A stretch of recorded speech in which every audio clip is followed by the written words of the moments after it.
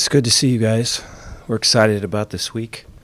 It's a lot of good things on tape, a whole lot we can get better at. I have a lot of respect for this team, this head coach, and their offensive coordinator. I consider a good friend and one of the best at what he does. And so a lot of challenges ahead, but excited to take them on. Take any questions you guys got.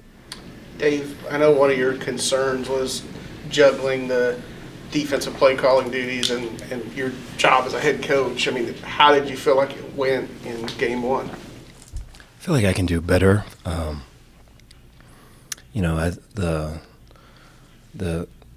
the past, if something didn't go right, I would be thinking about it a lot and, probably feeling sorry for myself, but also trying to find solutions. And in the role I'm in now, I don't have any time for that. And so you have to have an on and off switch between this hat and the other hat. And so I have to do a better job of that. Did somebody else get with the defense when they're coming off the field in terms of, No. or are you getting with them then too? Yeah. Yeah. You talked about how Saturday was a step. What other steps do you want to see? What milestones do you want to reach to continue taking those steps? Well, I want to be good. And so, where Tarleton was at, specifically just for defense, and then I guess we could talk about offense, but they were running their base plays, and they had created some quarterback runs because of their injury situation, and it was really kind of up to us to fit it right, and we were running our base stuff too. And so it was, in a lot of ways, probably the first scrimmage of fall camp on both sides, I would think, with just the inventory of plays being run. And so while there was clean things, it needs to be a whole lot cleaner, and communication needs to be better. From the ones to the twos, I think there's too big of a drop off right now, and we have to get that better. And there has to be a sense of urgency with getting that better. And then I think offensively, I thought kind of started off really, really strong and physical and energy and chip on the shoulder and all the things we talked about. And then somewhere in there, we lost the chip. I don't know. We lost it, and we had to kind of get it back. And so that's something to where, to be great, having been on teams that have been great like that, regardless of the score, regardless of the quarter, regardless of the situation, you go through someone's face, and we're not at that point yet. We have to get there pretty quick. Coach, what does Cam Rising bring to this offense, or how does he elevate it maybe beyond what two quarterbacks you guys faced last year did? I think he's equipped to go from a pass to a run. He's equipped to go from run here to run there. I think he knows, rotation. He knows blitz tells. He knows front and how that's tied to the back end. If the front will tip off what the back end's going to be. And so just way smart. He is the captain of that ship. And so he gets them in the right spots, I guess would be the best way to say it. But then, I think running ability is still a factor, and I think his arm strength and his touch is really strong too. Are there any coaches you've been able to talk to who have worn both hats that you've been able to glean any wisdom from? Yeah, and they all say it's just hard. I think it's I don't want to make it anything more than what it is, but it's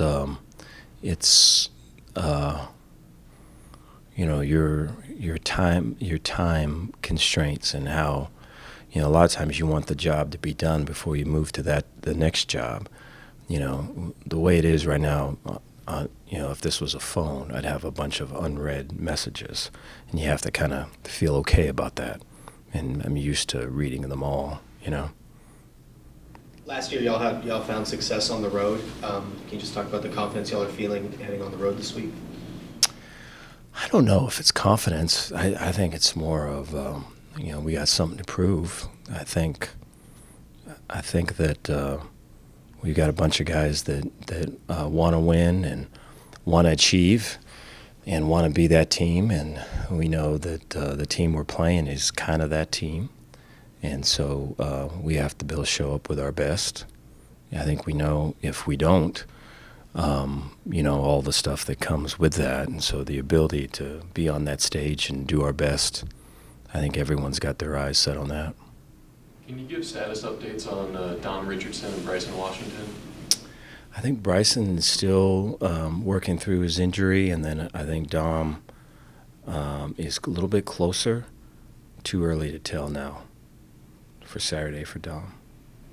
Dave, you talked about Jackie Marshall the other night. Was that maybe at the top of the feel-good list of just kind of where he's come from and what he was able to do the other night?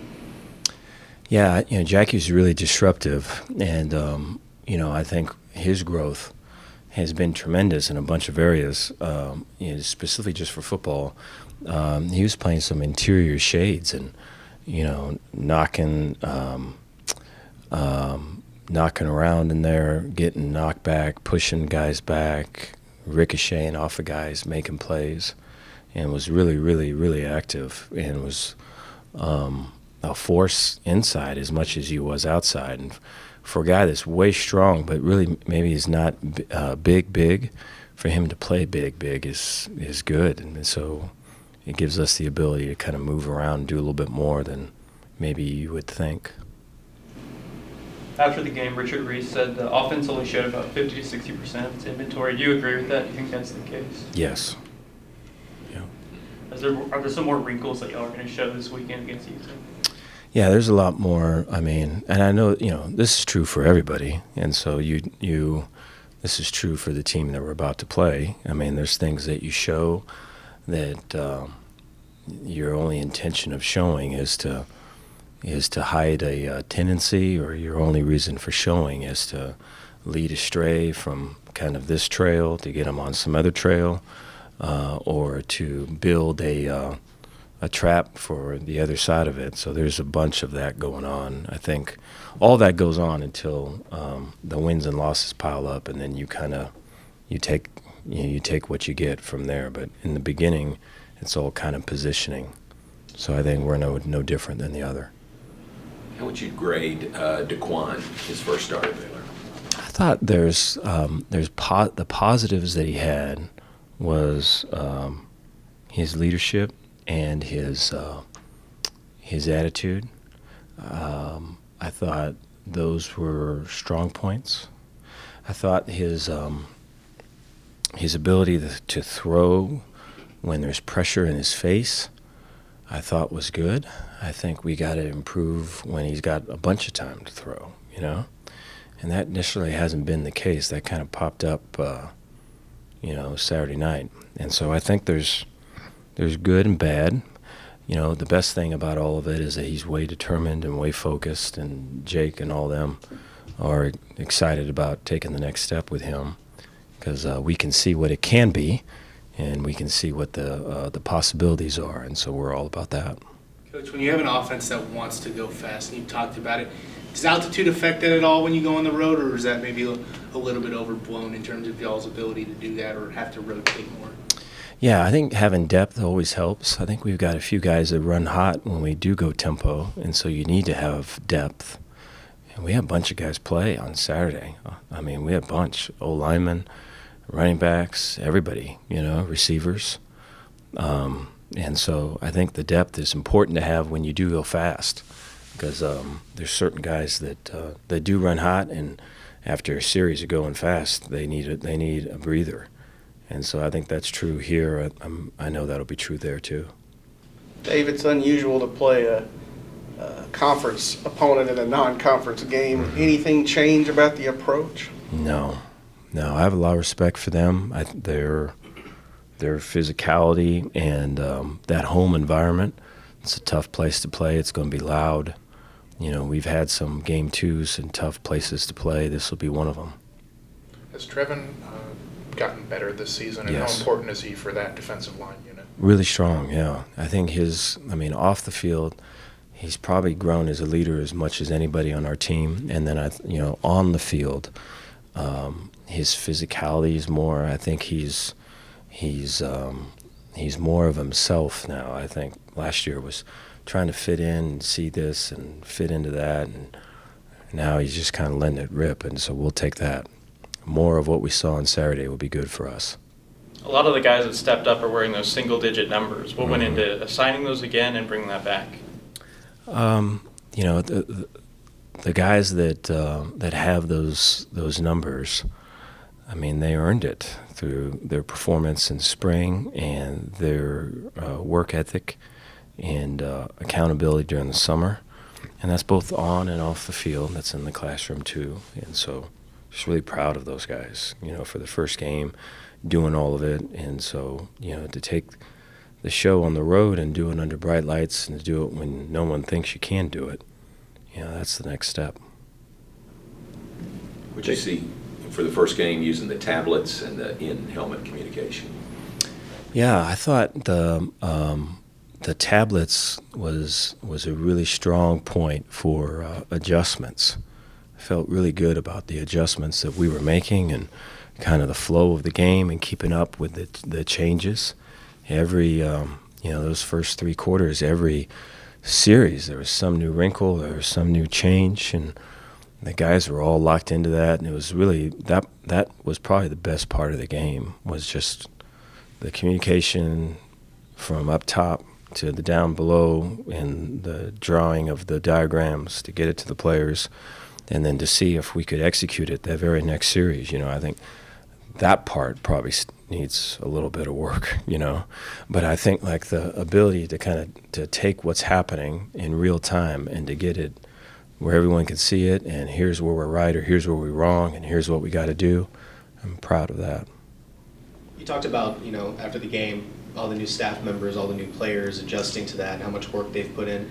What does that do for the team chemistry and the morale when you do get a win like you did on Saturday?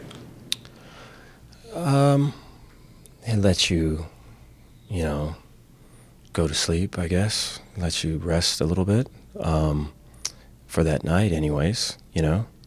But you're right back to it. It doesn't really kind of feel like a win. It feels more of like we're just getting started, you know, and there's more to do. And it seems so long ago now. You did rotate a lot of guys in, but y'all had 11 different guys catch passes. Is that a component of the offense, or was it more just the way the game went in terms of guys coming in? I think it is both. I think a lot of how the game went, but I think we are going to rotate a bunch of guys. Going back to that original question of just tempo, and we have to have guys that can go in when you have a 12-play drive with a minute 30 or whatever it is. And so to have the fresh legs that can hit in those spots is critical. Dquan seemed like he was, you know, there's a lot of trust between him and Michael Trigg in terms of just his ability to go up and get it. What impresses you about what he did week 1 and what he offers you guys in the passing game? Well, I think when I think of Mike, I think of, I think of a guy that's just embracing the moment, embracing Baylor, embracing, an opportunity. He's had some opportunities, and so this is probably his last one. And so to embrace it, and then to, and to embrace differences, to, if he always went left, to go somewhere where, we're always going right, and this is with off the field and all the things. To embrace that and change, it's hard to do, and so way proud of him for that. And, in the lead up to the game and then during the game, I mean, his smile was a mile wide. He probably had the most fun of any. I need to take some of his fun that he was having, because he was having so much fun prior to the game and during the game and all of it. And, that's contagious, and a lot of the guys saw that. And so I think he's just getting started. He is a weapon. Do you think that the offensive line, do you think that will continue with the, bringing people in and out? Will that get, with tempo? Does that make sense? Yeah, with tempo we'll do it, but then also we just have to play better too. And I think once we are consistently playing well, then that will coincide with, hey, these are the guys. So I think there's still competition in those areas, especially at those guard positions. Coach, what's the difference between a season opener and then going into a second game going against a ranked team? Season opener, you've had quite a bit of time. Now you've got this week to get ready to go on the road for this. What's the big difference in the preparations? Well, one of the big differences is the season opener was basically running, our style offense, and so we had seen that since winter, spring, fall camp, and the offense that we're playing now was the offense in some ways that we saw a year ago, or that we had a year ago, but hadn't seen any of that since December, and so there's a big change there defensively. And then I think it is a quick turnaround. I think today is a lot. Last night it was a lot. Our practice in the morning means that, man, we got to have some answers by tonight to get ready to go for tomorrow morning early, and all of it. And so that part is an interesting part. And I think it's always good to have really strong spring and summer studies that give you a head start on all of that, so that when we get to this phase of it, we have, if it's 1 to 10, we got 6 and 7, and we got to take steps 8 and 9 to get there. Thanks, Thank Dave. you, guys.